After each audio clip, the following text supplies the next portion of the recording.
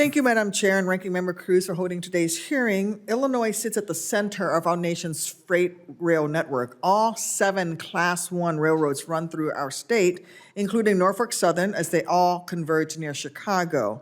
The Chicago region's freight rail network is enormous. We have 3,865 miles of rail, nearly 1,400 of which is shared by passenger trains.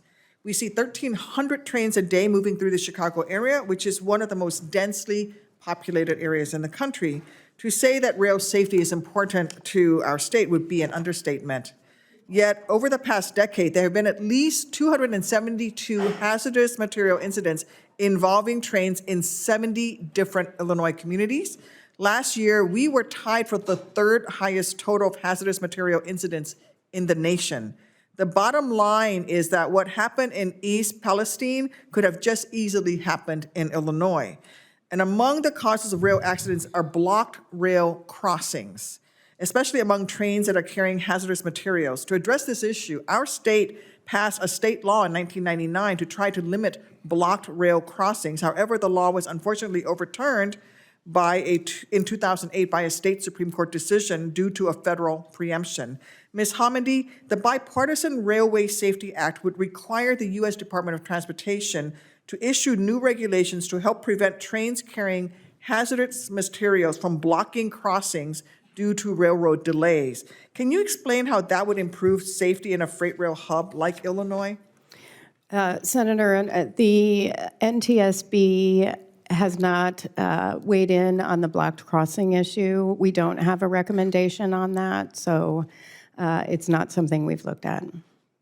You don't have an opinion on what a train with hazardous materials in it blocking a rail crossing? I think it can be a safety issue, certainly for first responder access to areas in communities, and having high hazardous materials could be an issue as well. Thank you. Over my objection, as well as that of Senator Durbin and others among the Illinois congressional delegation, the Surface Transportation Board recently approved a merger of Canadian Pacific and Kansas City Southern. This merger will likely result in more and longer freight trains through the Chicago area, particularly the northwest suburbs.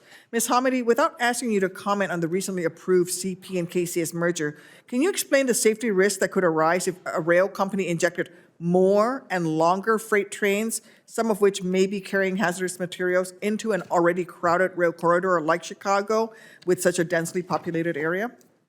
Yeah, I will say for the East Palestine train, that one was not a particularly long train in our opinion at the board.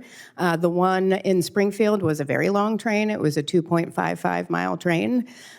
You have workers who have to maybe go back and inspect, stop and inspect an axle, and if you're walking back 2.5 miles, that is a lot with your equipment on the crew, with the equipment, and potential safety issues, as well as higher gross tonnage on the train, which is a big safety hazard.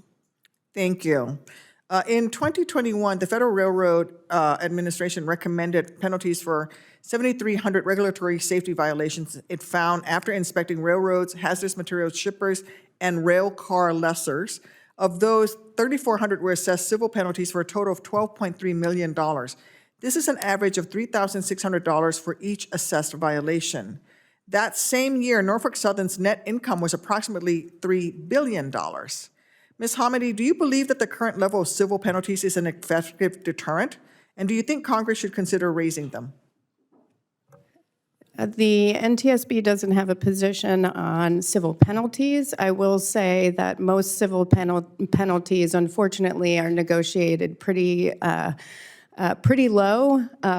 They will be assessed as a civil penalty, and then there is a conference portion where they will settle their penalties on pennies for a dollar. Do you think pennies for a dollar is effective deterrent for a multi-billion-dollar company like Norfolk Southern? I do not. Thank you. I yield back, Madam Chair.